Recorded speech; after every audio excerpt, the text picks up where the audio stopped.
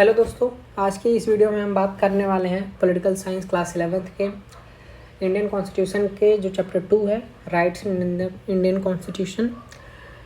Video शुरू करने से पहले अगर जो आपने चैनल को सब्सक्राइब नहीं किया तो चैनल को सब्सक्राइब कर लें, साथ में ही बेल आइकन को भी प्रेस कर दें ताकि आपको चैनल के नोटिफिकेशन मिलते रहें। उसके साथ ही आप अगर जो आपको वीडियोस के ऐसे हैंड रिटन नोट्स चाहिए तो वीडियो के डिस्क्रिप्शन में दिए गए लिंक को क्लिक करके टेलीग्राम चैनल को ज्वाइन कर लें ताकि आपको ऐसे नोट्स मिल सकें जो एक कॉन्क्रीट और कंसोलिडेटेड फॉर्म में है। तो इसके लिए आप चैनल को सब्सक्राइब कर लीजिए। तो चलिए वीडियो को शुरू करते हैं। आज के इस चैप्टर में हम देखते हैं क्या क्या बात करने वाले हैं। आज के इस चैप्टर में हम बात करेंगे फीचर्स ऑफ कॉन्स्टिट्यूशन। ऑब्वियस सी बात है, इंडियन कॉन्स्टिट्यूशन की हम बात कर रहे हैं तो फीचर्स ऑफ इंडियन कॉन्स्टिट्यूशन।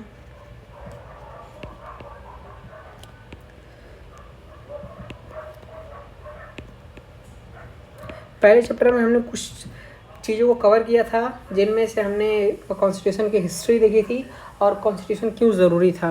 उसके साथ साथ ही जो एस्पेक्ट छूट गया था चैप्टर 1 में वो था कि इंडियन कॉन्स्टिट्यूशन में के फीचर्स क्या हैं, उनके अंदर की स्ट्रक्चर क्या है, कैसे वो फॉर्म हुआ तो डिस्कस कर लिए थे, पर उसके अंदर क्या क्या सारी चीज़ें हैं, कितने आर्टिकल हैं, कितने स्केड्यूल हैं, कितने पार्ट्स हैं, उन पार्ट्स में क्या क्या हैं, वो सारी चीज़ें आज हम डिस्कस करेंगे। दूसरा देखेंगे कि राइट्स क्या होता है और उसके इम्पोर्टेंस की, राइट्स की ज़रूरत क्यों है, बिना राइट्स की भी सारी चीज़ें चल सकती हैं क्या, ऐसा कुछ। तीसरा हम देखेंगे बिल्स ऑफ राइट्स क्या होते हैं।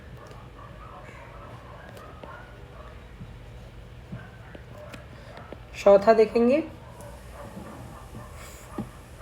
Fundamental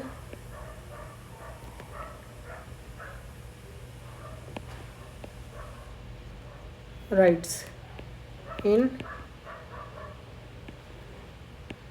Indian constitution. तो आज की वीडियो में इतना बात करेंगे, तो चलिए वीडियो को शुरू करते हैं।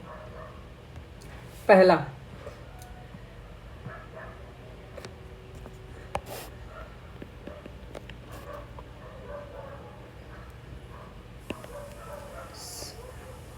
Salient features.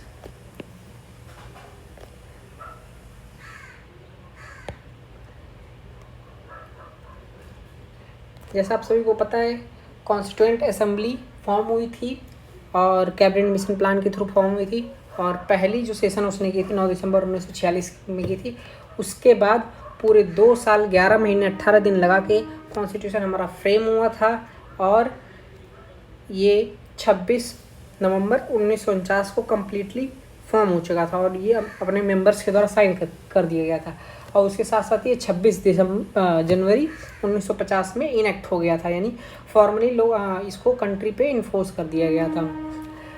उसके साथ साथ ही जब कॉन्स्टिट्यूशन फ्रेम हुआ था 1949 यानी 26 नवंबर को, तो इसमें क्या क्या चीज़ें थी। इसमें प्रियम्बल था,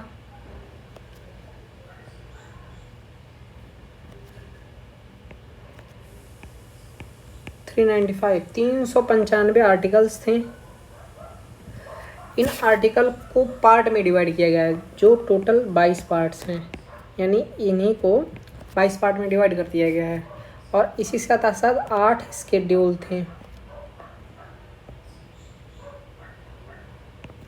ये उस टाइम थी जिस टाइम कॉन्स्टिट्यूशन फॉर्म हुआ था, यानी 26 नवंबर 1949 को। पर अभी क्या देखा है, अभी देखा जाता है कॉन्स्टिट्यूशन में कितने 12 स्केड्यूल हैं, 25 पार्ट हो चुके हैं। ये किसके थ्रू हैं, ये अमेंडमेंट्स के थ्रू हैं, और 460 के आसपास आर्टिकल हैं। ये कॉन्स्टिट्यूशन में इतने आर्टिकल हो रखे हैं और प्रियम्बल तो है ही। उसके साथ साथ ही अगर जो आप एक फैक्ट की बात करें कि दुनिया में कोई ऐसा कॉन्स्टिट्यूशन है नहीं जिसके पास इतने सारे आर्टिकल हों और इतना कंसोलिडेटेड जो हर एस्पेक्ट को इंक्लूड किया हो। इसके पीछे की वजह क्या रही होगी, कई बार इंडियन कॉन्स्टिट्यूशन को एलिफेंट साइज कॉन्स्टिट्यूशन भी बोला जाता है क्योंकि ये बहुत वास्ट है, बहुत सारी चीज़ों को कवर कर रखा है। इसके पीछे ये हो सकती है क्योंकि इंडिया एक बहुत डाइवर्स कंट्री है, अनलाइक दूसरे कंट्रीज़ के रूप में। यहाँ पे बहुत सारे डाइवर्स कल्चर है, डाइवर्स ट्रेडिशन है, और लैंग्वेज के बेसिस पे भी देखें तो बहुत लिंग्विस्टिक डाइवर्सिटी इंडिया में है। तो उनके सारे एस्पेक्ट्स को इंक्लूड करना, इसके लिए कॉन्स्टिट्यूशन को एक ऐसा कॉन्स्टिट्यूशन होना चाहिए जो सबके द्वारा एक्सेप्टेबल हो। तो इसीलिए कॉन्स्टिट्यूशन का इतना बड़ा है। दूसरा देखते हैं कि कॉन्स्टिट्यूशन को हम जनरली दो चीज़ों में देख सकते हैं। प्रेम्बल तो ऑब्वियसली प्रेम्बल एक है, पर अगर उसके पार्ट्स को देखें, एक लेक्चर इस बात पे भी लेंगे कि जो प्रेम्बल है इंडियन कॉन्स्टिट्यूशन का, वो कॉन्स्टिट्यूशन का पार्ट है या नहीं, क्योंकि इसके बहुत सारी डिबेट्स हैं, बहुत सारे आर्गूमेंट्स हैं इसके पीछे।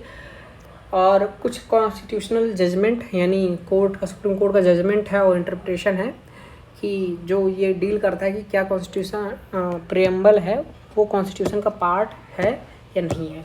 तो कॉन्स्टिट्यूशन का मोटा मोटी हम देख सकते हैं दो पार्ट में डिवाइड कर सकते हैं। पहला आर्टिकल हो सकता है कि जो 395, इसको कितने पार्ट में डिवाइड कर दिया गया है, 22 पार्ट में, ठीक। दूसरा शेड्यूल्स। अब कुछ चीज़ों को आपको याद करने की ज़रूरत है। क्यों याद करने की ज़रूरत है? क्योंकि ये सारी चीज़ आपके एनसीईआरटी की बुक में नहीं दी गई है। पर अगर जो आप उन बच्चों से अलग स्टैंड करना चाहते हैं जो आपके क्लास में नॉर्मली वो एनसीईआरटी को पढ़ के चले जाते हैं, तो उसके लिए आप इन सारी चीज़ों को याद करना ज़रूरी है, क्योंकि आपको एक मोटा मोटी कॉन्स्टिट्यूशन का एक आइडिया लग जाएगा कि फ्रेमवर्क आपको पता चल जाएगा कि कॉन्स्टिट्यूशन की बाउंड्री क्या है और उसके अंदर क्या क्या चीज़ें हैं। तब जाके आप अगर जो आप अपने आंसर को फ्रेम कर रहे हैं और एग्जांपल में आप लिख रहे हैं कि इंडिया कैसे एक यूनाइटेड कंट्री, एक यूनियन है, कैसे एक ये यूनियन ऑफ स्टेट्स है, तो आप अगर आर्टिकल 1 का एग्जांपल दे रहे हैं अपने आंसर में, जो आर्टिकल 1 क्या कहता है, India that is a Bharat shall be union of states, तो अगर जो आप इसका एग्जांपल देते हो तो आपका आंसर एक बहुत ही ब्यूटीफुल तरीके से एक रिप्रेजेंटेटिव वे में निकल के आता है। और इसके साथ साथ कहीं आपको एक एक्स्ट्रा इन्फॉर्मेशन मिल रहा है। जो चीज़ आप ग्रेजुएशन में पढ़ेंगे, जो चीज़ आप अगर कोई यूपीएससी की प्रिपरेशन कर रहे हैं उसमें पढ़ेंगे, तो ये चीज़ें कहीं ना कहीं एक बेस की तरह काम करेगी। तो आप देखते हैं कि चलिए आप कुछ पार्ट्स और आर्टिकल की बात करते हैं, जिसमें पार्ट 1 किससे डील करता है?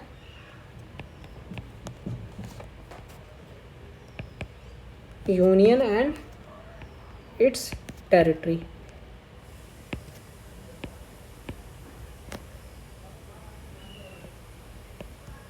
और ये किस आर्टिकल से किस आर्टिकल तक है? ये आर्टिकल 1 से 4 तक है। यानी जो पार्ट 1 कहाँ से कहाँ तक चलता है वो आर्टिकल 1 to 4 तक चलता है, जिसमें इसमें कुछ इम्पोर्टेंट आर्टिकल भी हैं। आर्टिकल 1 क्या कहता है? इंडिया दैट इज़ भारत, यानी इंडिया का नाम भारत भी है, ये कोई डिबेटेबल टॉपिक नहीं है। India that is Bharat shall be union of states. उसी के साथ साथ आर्टिकल 2 क्या कहता है?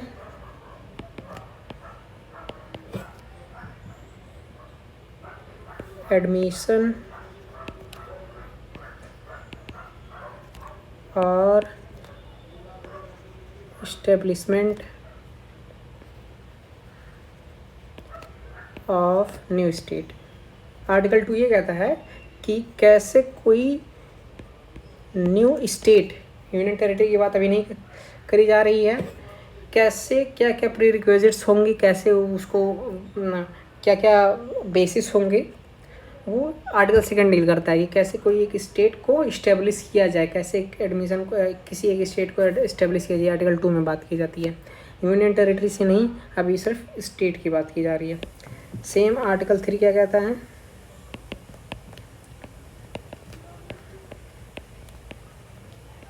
Formation of new state.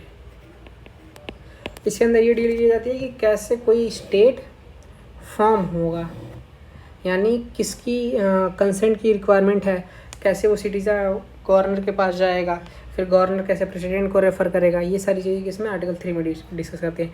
तो आपको पार्ट 1 में इतना ही बस 3 आर्टिकल इंपॉर्टेंट है कि आप इसको भी पहला आर्टिकल, ये मोस्ट इंपॉर्टेंट है पहला आर्टिकल क्या कहता है, India that is Bharat shall be union of state. और सेकंड और थर्ड आर्टिकल को आप याद रख सकते हैं। Third article formation of state को डील करता है और सेकंड आर्टिकल क्या होता है, एडमिशन और establishment of new state. Part 1 यहीं पे कंप्लीट हो जाता है। पार्ट 2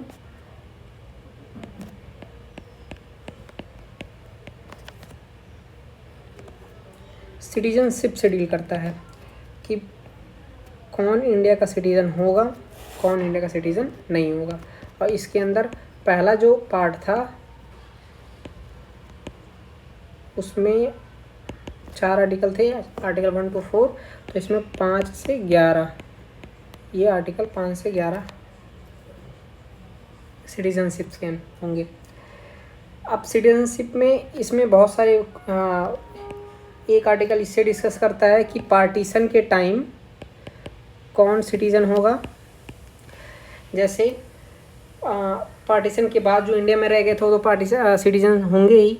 उसके बाद जो पाकिस्तान से इंडिया में आ गए हैं वो 1 साल से ऊपर रह रहे हैं तो वो भी सिटीजन कहलाएंगे।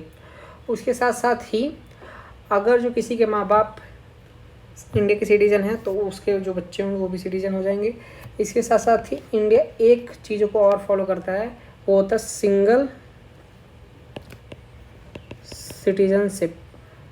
यानी एक टाइम पे आप किसी एक कंट्री के सिटीज़न ही हो सकते हैं। तो आप इंडिया के सिटीज़न हो या तो आप किसी भारत के बाहर के किसी देश के सिटीज़न हो। जैसे आपने अगर जो यूएसए का सिटीजनशिप एक्वायर कर लिया तो आपको इंडिया की सिटीजन से निकाल दिया जाएगा, नहीं आपको इंडिया की सिटीजनशिप हटा दी जाएगी। वैसे ही अगर जो देखें यूएसए का कॉन्सेप्ट देखें तो वहाँ डुअल सिटीजनशिप चलती है। यानी कोई एक मेंबर है, पॉल मान लेते हैं, वो अगर यूएसए का सिटीज़न है तो कहीं ना कहीं वो किसी एक स्टेट का भी होगा सिटीज़न। जैसे हम न्यूयॉर्क मान लेते हैं, न्यूयॉर्क एक स्टेट है तो इसके पास एक सिटीजनशिप न्यूयॉर्क की होगी, एक सिटीजनशिप यूएसए की होगी। तो इंडिया के अंदर ऐसा नहीं है, आपको एक सिंगल सिटीजनशिप दी जाती है जिसके अंदर आपको एक सिंगल सिटीजनशिप मिल जाती है। उसके साथ साथ ही अब इंडिया में ये भी है कि अगर कोई कंट्री सिटीज़न इंडिया की सिटीजनशिप छोड़ के किसी कंट्री की सिटीजनशिप ले जाता है तो उसके तरफ कोई हार्श ट्रीटमेंट नहीं ली जाएगी। ये इससे पार्ट 2 के अंदर डील करता है। पार्ट 2 के अंदर आपको बेसिकली याद रखना कि किससे सिटीजनशिप से डील करता है। अब पार्ट 3 देख लेते हैं।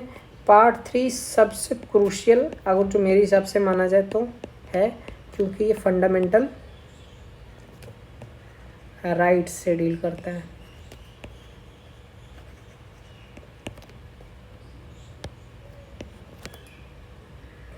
जो आर्टिकल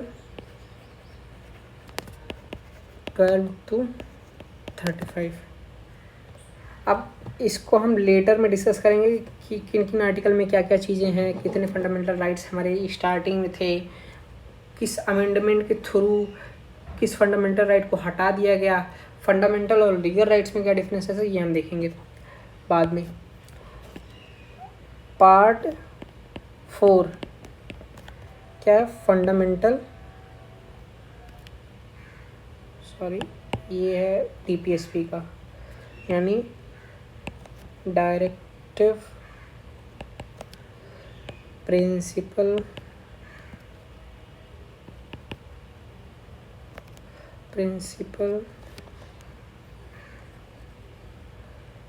स्टेट पॉलिसी। इसके अंदर स्टेट के कुछ प्रिंसिपल्स दिए गए हैं कि स्टेट को क्या क्या फॉलो करना है, क्या क्या फॉलो नहीं करना है। फंडामेंटल राइट्स बाइंडिंग होती है गवर्नमेंट पे कि गवर्नमेंट को ये चीज़ें करनी ही करनी है। जैसे right to life and liberty या राइट टू इन्फॉर्मेशन जो आर्टिकल 21 के अंदर आता है। तो गवर्नमेंट को कॉन्स्टिट्यूशन ये बाइंड करता है कि वो सिटीज़न को इन्फॉर्मेशन प्रोवाइड करेगा। पर directive principle of state policy ऐसी बाइंडिंग नहीं है। तो गवर्नमेंट इसको फॉलो कर भी सकता है, फॉलो नहीं करता, डिपेंड करता है उसके डिस्क्रिप्शन पे। इसके अंदर बहुत सारी चीज़ें हैं जैसे एक स्टेट अफेयर से रिलेटेड है कि कैसे स्टेट फॉरेस्ट को डील करे। डीपीएसपी का एक पार्ट ये भी है कि फॉरेन अफेयर्स, एक पार्ट इसका यूसीसी भी है। तो ये सारी चीज़ें किसके अंदर आती है, डीपी यानी directive principle of state policy. हम लेटर वीडियोज़ में देखेंगे कि क्या बेसिक डिफरेंस है, और ब्रॉड लेवल पे जाके हम देखेंगे कि इसके अंदर क्या क्या बेसिक डिफरेंस है डीपीएसपी में और फंडामेंटल राइट में। तो ये आर्टिकल 36 to 51 पार्ट 4A ये अमेंडमेंट के थ्रू लाया गया था।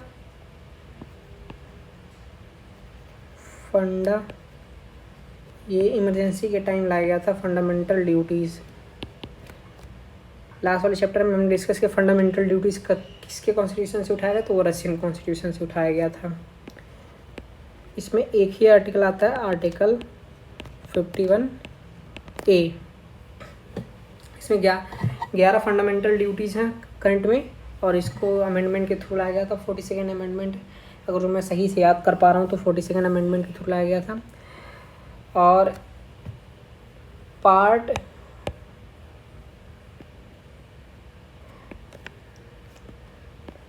एक वीडियो हम फंडामेंटल ड्यूटीज़ पे भी ले सकते हैं कि हमारे क्या क्या फंडामेंटल ड्यूटीज़ हैं, क्योंकि लोग फंडामेंटल राइट्स की बात तो करते हैं, फंडामेंटल ड्यूटीज़ क्या हैं उनकी वो फॉलो नहीं करते।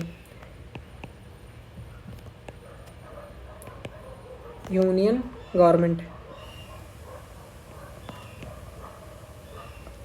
जैसे इंडियन कॉन्स्टिट्यूशन एक काजी फेडरल कॉन्स्टिट्यूशन है, यानी उसमें कुछ पावर्स स्टेट के पास है, कुछ पावर यूनियन के पास है। तो अब क्या क्या पावर, कैसे उसमें एग्जीक्यूटिव का रोल क्या होगा, पार्लियामेंट का रोल क्या होगा, क्या पावर होंगे प्रेसिडेंट के पास, फिर उसमें यूनियन जुडिशरी का रोल क्या होगा, ये सारी चीज़ें किसके यूनियन के अंदर आती हैं। तो यूनियन के क्या क्या पावर हैं वो पार्ट 5 में डिसाइड किए गए। पावर के साथ साथ उनके अपॉइंटमेंट्स कि कैसे प्राइम मिनिस्टर कैसे अपॉइंट होगा, काउंसिल ऑफ मिनिस्टर्स कैसे होंगे, प्रेसिडेंट कैसे अपॉइंट होगा, उसका इलेक्शन कैसे होगा, ये सारी चीज़ें इसमें यूनियन गवर्नमेंट में लिखे हैं, यानी पार्ट 5 में। और इसमें आर्टिकल कौन कौन से हैं, इसका आर्टिकल है आर्टिकल 52 से 151, ये आर्टिकल डील करता है यूनियन। अब इसमें बहुत सारे चैप्टर्स हैं, जैसे चैप्टर 1 डील करता है किससे, एग्जीक्यूटिव से। जैसे 3 हमारे ब्रांचेज होते हैं गवर्नमेंट के, एग्जीक्यूटिव, पार्लियामेंट और जुडिशरी। तो चैप्टर 1 क्या करता है, डील करता है एग्जीक्यूटिव से। चैप्टर 2 किससे डील करता है, पार्लियामेंट से। चैप्टर 3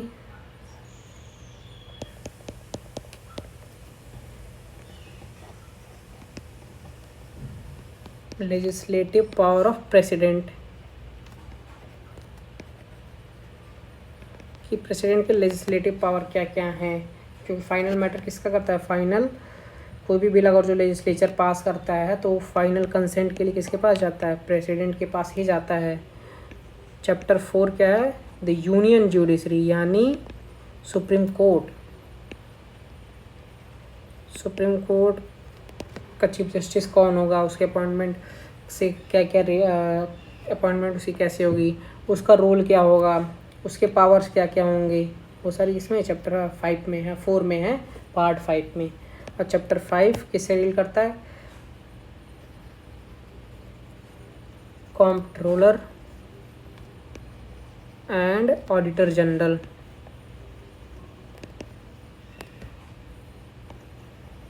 इन्हें कैग भी बोलते हैं। तो ये ऑडिट करते हैं इंडिया की एक्सपेंडिचर और इनकम को।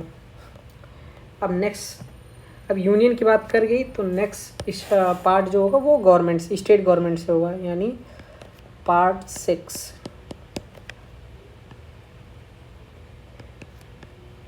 इसमें सेम जो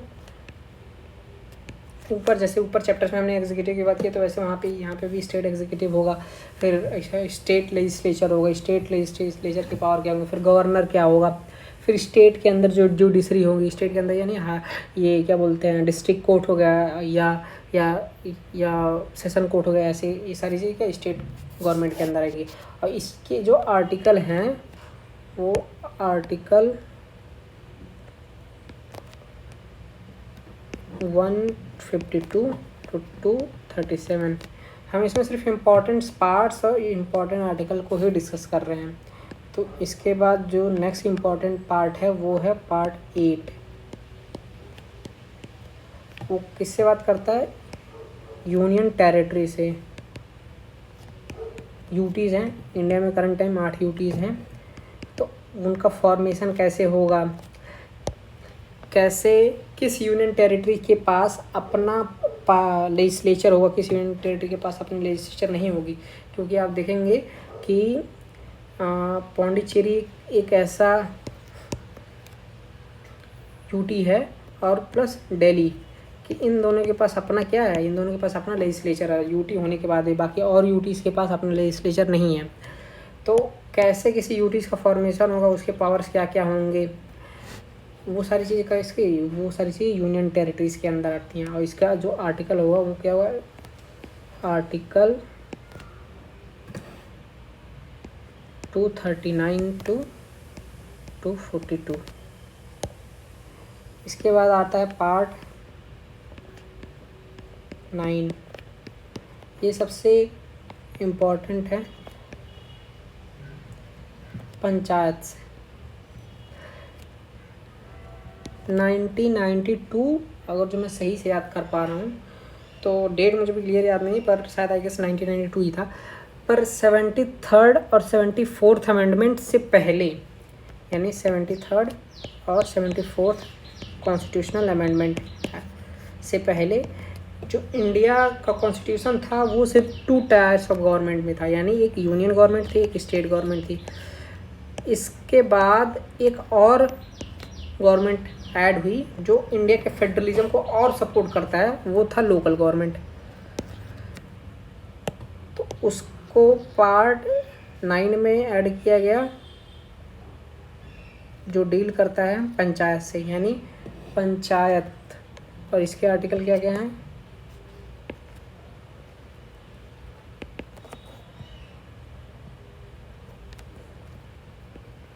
टू 43 to 243 ओ, यानी ABCDEFGHIJKLMNO ऐसे यानी पंचायत में इसमें क्या क्या, इसमें पंचायत का रोल क्या होगा, फिर उनके अपॉइंटमेंट मतलब उनके इलेक्शन कैसे होंगे, उसके फिर इलेक्शन के बाद उनकी बजट क्या होगी, फिर किन किन सब्जेक्ट्स पे वो पॉलिसी फॉर्म कर सकते हैं, कैसे किन किन सब्जेक्ट को वो गवर्न कर सकते हैं। तो ये सारी चीज़ें किसके अंदर आती है? सारी चीज़ें पंचायत के अंदर आती हैं। और ये किस कॉन्स्टिट्यूशनल अमेंडमेंट के बाद आया? ये 73rd कॉन्स्टिट्यूशनल अमेंडमेंट के बाद आई, ये आप याद रखिएगा। फिर नेक्स्ट जो आता है पार्ट 9A, इसी का सब पार्ट वो है द म्यूनिसिपैलिटीज़।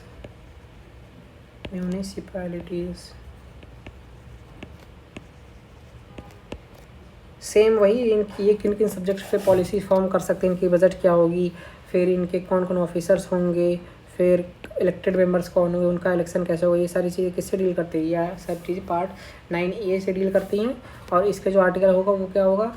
243B 243ZZ। अब इसको कैसे समझें? इसको ऐसे समझो कि O तक यहाँ इसके बाद से ये शुरू हुआ है, ठीक, और उसके बाद ये Z तक कंटिन्यू हुआ है, फिर Z के बाद कैसे हुआ है? ZA ZB, यानी क्लॉज है। जैसे आपने कोई एक पॉइंट लिखा, उसका पॉइंट नंबर 1, इस पॉइंट नंबर 1 का सब पॉइंट होगा तो आप क्या लिखेंगे? 1A। अब इस 1A का भी अगर कोई सब पॉइंट हुआ तो आप क्या लिखेंगे? 1A ए लिखेंगे, या इसको रोमन में कर देंगे, AB कर देंगे, ऐसे। तो ये ऐसे ही है। तो यानी ये Z तक कंप्लीट हो गया, ZA, फिर वैसे ZB, ZC, ZD, ZE, ZF, ऐसे करते करते वो ZZ तक गया है, यानी Z पॉइंट का Z क्लॉज तक। तो ये पार्ट 9A। अब नेक्स्ट पार्ट देखते हैं।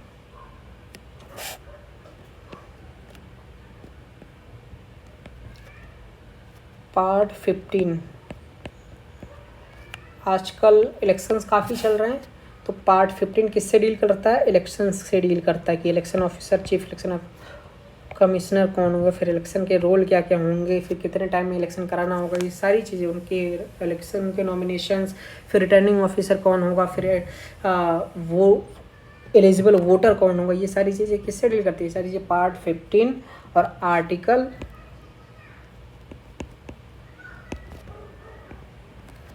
324 to 329A। ये बहुत इंपॉर्टेंट है। इस आर्टिकल को आपको याद रखना पड़ेगा, साथ साथ में ये पार्ट भी याद करना पड़ेगा, क्योंकि इलेक्शन हर साल कहीं ना कहीं होते हैं और ये बहुत इंपॉर्टेंट है। आप जब आगे वाले चैप्टर में पढ़ेंगे तो फिर इलेक्शन भी एक चैप्टर होगा जिसमें से आप ये सारी चीज़ें पढ़ रहे होंगे।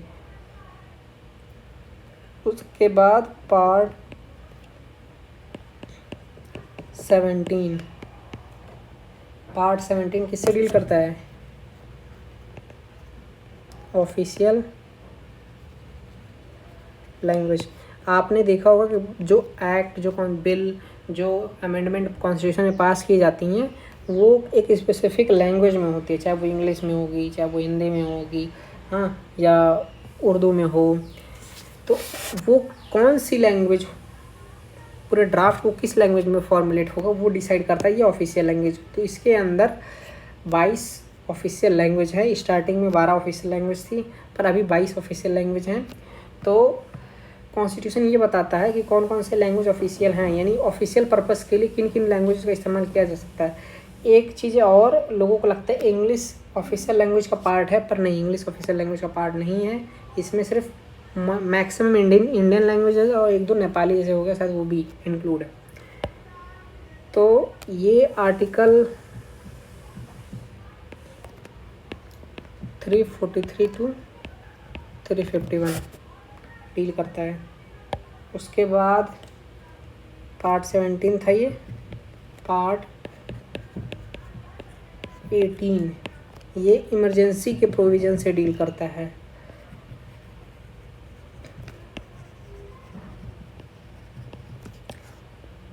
इमरजेंसी का प्रोविज़न क्या था? आपने 1975 का इमरजेंसी सुना होगा, इंदिरा गांधी वाला। तो उसमें जो भी उन्होंने लगाया था इमरजेंसी, वो किसके थ्रू लगाया था? ये पार्ट 18 के थ्रू ही लगाया था। और ये किस आर्टिकल से किस आर्टिकल तक लाई करता है? ये आर्टिकल 352 to 360, यानी ये आर्टिकल 352 से 360, जिसमें 3 तरह की इमरजेंसी होती है। एक नेशनल इमरजेंसी, एक स्टेट इमरजेंसी जिसे प्रेसिडेंट रूल भी बोलते हैं, और उसके बाद एक फाइनेंशियल इमरजेंसी होती है। स्टेट इमरजेंसी तो कई बार लग चुका है, शायद 1959 से पहली बार केरला या तमिलनाडु में शुरू की गई थी। उसके बाद तो स्टेट इमरजेंसी हर जिस स्टेट में एडमिनिस्ट्रेशन इफेक्टिवली काम नहीं करती, तो वहाँ के लीगल फ्रेमवर्क को या लीगल स्ट्रक्चर को सेव करने के लिए गवर्नर प्रेसिडेंट को एडवाइस करता है या उसकी रिक्वेस्ट करता है कि आप कॉन्स्टिट्यूशनल मशीनरीज फेल हो गई स्टेट में, इसकी वजह से आप प्रेसिडेंट रूल लगा देते, तो प्रेसिडेंट रूल लगा देता है। उसके बाद ये नेशनल इमरजेंसी क्या होता है? नेशनल इमरजेंसी जो पूरे नेशन पे लागू हुई, ये डिपेंड करता है कि किस टाइप की कंडीशन में है भारत में या किस इंडिया में। तो जैसे अगर एक कोई क्राइसिस है या मिलिट्री क्राइसिस है, तो प्रेसिडेंट क्या कर सकता है? प्रेसिडेंट पार्लियामेंट की एडवाइस पे, प्राइम मिनिस्टर की एडवाइस पे वो नेशनल इमरजेंसी इम्पोज कर सकता है। उसके साथ साथ ही एक और इमरजेंसी आता है, वो फाइनेंशियल इमरजेंसी होता है। यानी इंडिया जब रिसेशन में चला जाए, डीप रिसेशन में चला जाए, फाइनेंशियल इंस्टीट्यूशन सारे फेल्ड कर जाएं, तब फाइनेंशियल इमरजेंसी लगेगा। लेकिन अभी कोई ऐसा कंडीशन आया नहीं है, और ये तो अच्छी बात है कि हमारी 75 ईयर की हिस्ट्री में अभी हमें फाइनेंशियल इमरजेंसी एक भी बार इम्पोज नहीं की गई है, तो ये अच्छी बात है। उसके बाद नेक्स्ट पार्ट है 20, जो डील करता है कि कॉन्स्टिट्यूशन में हम अमेंडमेंट कैसे करें। क्योंकि अमेंडमेंट क्यों ज़रूरी है बच्चों? अमेंडमेंट ज़रूरी इसलिए है क्योंकि एक सोसाइटी की needs time to time change होती रहती है। जैसे आप करीबन 100 साल पहले जाएंगे तो वहाँ एआई नहीं थी, तो उससे रिलेटेड सिक्योरिटी इश्यूज भी नहीं थे। एआई आने के बाद डीप फेक वीडियोज़ आ जाएंगी, ठीक। कैसे किसी के ऑडियो को यूज़ करके एक मास को डिस्गाइज या मास को भरमाया जा सकता है। तो ऐसे थ्रेट्स 100 साल पहले नहीं थे, पर आज हैं, क्योंकि टाइम बदला है, लोगों की डिमांड बदली है और उसके साथ साथ ही लोगों की कंडीशनिंग और सोशल स्फीयर भी बदले हैं। तो इसके लिए अमेंडमेंट ज़रूरी है ताकि कॉन्स्टिट्यूशन एक रिलायबल बने रहे एक टाइम पीरियड के बाद भी। तो अमेंडमेंट इसलिए ज़रूरी है। तो उस अमेंडमेंट कॉन्स्टिट्यूशन को, अब कॉन्स्टिट्यूशन है तो उसको किसी भी तरह से अमेंड किया नहीं जा सकता सिंपली। अगर जो कॉन्स्टिट्यूशन को आसानी से अमेंड कर दिया जाता तो इसका मतलब ये होगा कि कोई भी पावर में आएगा कॉन्स्टिट्यूशन को अपने हिसाब से अमेंड करेगा और जब तक चाहे तब तक रूल कर सकता है। जैसे रशिया में हुआ क्या, रशिया में पुतिन ने अपने आप को 10 साल के लिए प्रेसिडेंट बनाया, फिर अगले 10 साल के लिए प्रेसिडेंट बनाया, फिर अगले 10 साल के लिए प्रेसिडेंट बनाया। तो वो कॉन्स्टिट्यूशन को अपने हिसाब से अमेंड कर रहे हैं। पर इंडिया में ऐसा नहीं है। इंडिया में कॉन्स्टिट्यूशन ने ऑलरेडी कह रखा है कि नहीं, मैं बताऊँगा कि मुझे कैसे तुम अमेंड कर सकते हो। तो वो किस आर्टिकल 368 से डील करता है। यानी 368 बताता है कि आपको अगर जो कोई बिल पास करनी है तो कैसे, उसके लिए क्या क्या आपके पास कितने नंबर ऑफ़ सीट्स या मेजॉरिटी होनी चाहिए, कितने नंबर वोट्स होने चाहिए उस बिल के फेवर में। आपको कुछ बेसिक स्ट्रक्चर को, यानी कॉन्स्टिट्यूशन का बेसिक स्ट्रक्चर जो है उसको चेंज करना है। तो उसके लिए आपको क्या क्या चाहिए ऑलरेडी, क्योंकि सुप्रीम कोर्ट ने इसको वैलिड नहीं कर रखा है कि पार्लियामेंट कॉन्स्टिट्यूशन के बेसिक स्ट्रक्चर को चेंज नहीं कर सकती। वही किसी स्टेट को फॉर्मेशन करना तो उसके लिए क्या क्या अमेंडमेंट करने पड़ेंगे, किन किन चीज़ों की प्राइमरी रिक्विजिट्स होगी। तो ये सारी चीज़ें डील करता है। वो सारी चीज़ें किससे डील करता है, वो सारी चीज़ें ये पार्ट 20 आर्टिकल 368 डील करता है। इसके साथ साथ ही जो इम्पॉर्टेंट पार्ट्स थे वो हमने कवर कर रखे हैं। अब बहुत ही शॉर्ट तरीके से देख लेते हैं कि हमारे पास कौन कौन से स्केड्यूल हैं। जैसे मैंने पहले बताया, पहले हमारे पास 8 स्केड्यूल थे, अब वो 12 स्केड्यूल हो सके। तो पहला स्केड्यूल जो डील करता है वो किससे डील करता है, वो डील करता है names of state and their territorial diction. Name of the state, आपने अभी रिसेंट में कुछ सालों में एक इवेंट बहुत ज़्यादा सुनी होगी कि जगहों का नाम बदला जा रहा है। तो क्या जगहों का नाम बदलना बहुत आसान होता है? ऑब्वियस सी बात है, नहीं। आपको किसी एक पर्टिकुलर एरिया का नाम बदलने के लिए बहुत सारे प्रोसीजर्स को फॉलो करने होते हैं। उन प्रोसीजर के बारे में किस में लिखा है, शेड्यूल 8 में लिखा है। यानी पहले आप गवर्नर से बोलेंगे कि इस प्लेस का नाम हमें बदलना है, उसके पीछे का रीज़न क्या, आपको रीज़न भी देना पड़ेगा कि आपको क्यों बदलना है। उसके बाद गवर्नर को अगर जो वो चीज़ें सही लगेंगी तो गवर्नर किसके पास, गवर्नर प्रेसिडेंट के पास वो भेजेगा, फिर प्रेसिडेंट अप्रूव करेगा, फिर जाके आप उस चीज़ का नाम बदल पाएंगे। तो यानी आपको जो लगता है अयोध्या का नाम फैज़ाबाद हो गया, फैज़ाबाद का नाम अयोध्या हो, सॉरी, तो वो बहुत आसान काम नहीं था, वो बहुत कॉम्प्लिकेटेड था, बहुत लीगल प्रोसीजर्स लगे। उसके बाद जो शेड्यूल 2 है हमारा, वो हम देखते हैं किससे है डील करता है। वो डील करता है अलाउंसेस, प्रिविलेजेस। अब जैसे हमारे पास जो इलेक्टेड, नॉमिनेटेड या सिलेक्टेड रिप्रेजेंटेटिव होते हैं, इलेक्टेड मतलब जो हमारे MP, MLA, लोकल प्रधान, फिर मेयर, फिर उसके बाद पंचायत, सरपंच, तो ये सारे जो हमारे इलेक्टेड रिप्रेजेंटेटिव होते हैं उनको किस किस तरह की प्रिविलेजेस देना है, उनका पेंशन क्या होगा, फिर उनकी गाड़ी कौन सी होगी, फिर वो ट्रैवल की एक जगह से दूसरी जगह ट्रैवल कैसे कर सकते हैं, उनकी मेडिकल अलाउंसेस क्या क्या होनी चाहिए, इंश्योरेंस कैसा होगा, ये सारी चीज़ें किस में, ये सारी चीज़ें शेड्यूल 2 में होता है। थर्ड स्केड्यूल क्या हुआ?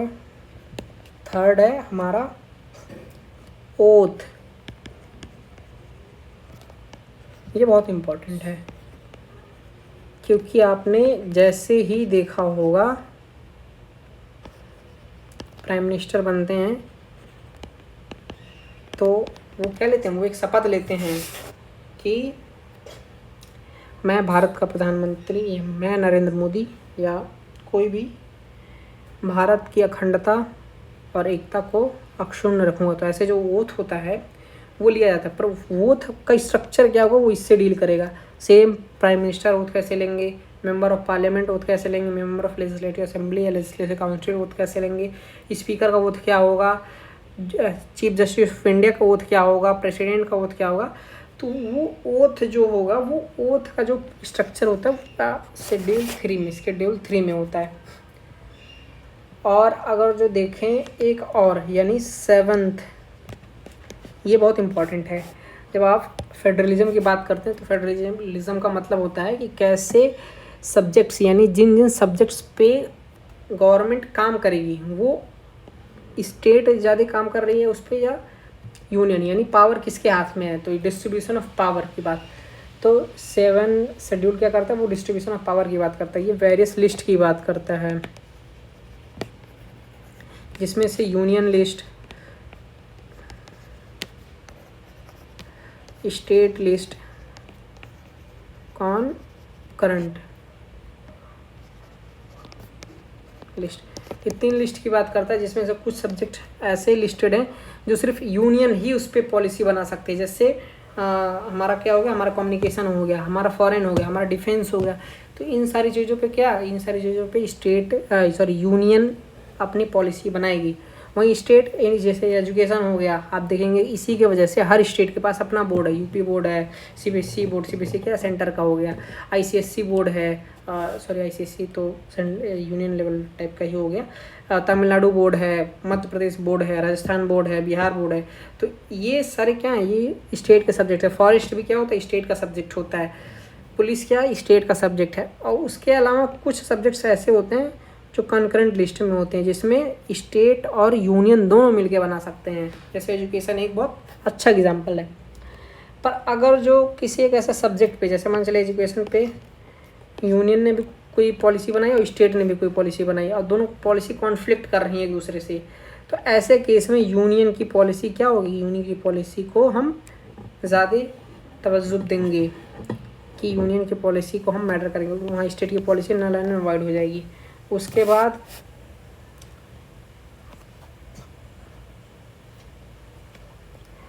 नाइन्थ शेड्यूल,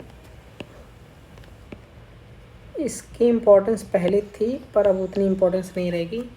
9th शेड्यूल वो पार्ट था, वो एक एरिया था कॉन्स्टिट्यूशन का कि जिसमें अगर जो आप किसी भी आर्टिकल को डाल देंगे या किसी भी कॉन्स्टिट्यूशनल जजमेंट, कॉन्स्टिट्यूशनल एक्ट को, लॉ को डाल देंगे तो वो जुडिशियल रिव्यू, अब जुडिशरी की बात करेंगे तो फिर हम देखेंगे कि जुडिशियल रिव्यू क्या होगा। उसकी जुडिशियल रिव्यू नहीं हो सकती, यानी जो जुडिशरी होगी उसको नल एंड वॉइड नहीं कर सकती। यानी वो ये नहीं कह सकते कि ये जो कानून बना है वो लीगल नहीं है, अब उसके अंदर कुछ भी डाला जा सकता है। जैसे अगर मान चलो अभी तो कॉन्स्टिट्यूशन जुडिशरी ने यानी सुप्रीम कोर्ट ने इसको ये बोला है कि इसके यानी एक स्पेसिफिक डेट, यानी एक डेट बताया उन्होंने 1976 के आसपास या 79 के आसपास का, कि इसके बाद जो भी चीज़ें यानी जो भी लॉज इसमें या एक्ट इसमें डाले गए हैं वो उसका जुडिशियल रिव्यू हो सकता है। यानी अगर जो अब सरकार करती है इसमें कुछ डालती है तो उसका क्या, उसका जुडिशियल रिव्यू होगा और उसको नल एंड वॉइड किया जा सकता है। अगर जो सुप्रीम कोर्ट ने ये जजमेंट ना दिया होता तो अगर यूसीसी को सरकार बना के इसमें डाल दे तो इसका मतलब ये है कि इसको यूसीसी को लेके कोई सुप्रीम कोर्ट नहीं जा सकता कि इसके जुडिशियल रिव्यू की ज़रूरत है।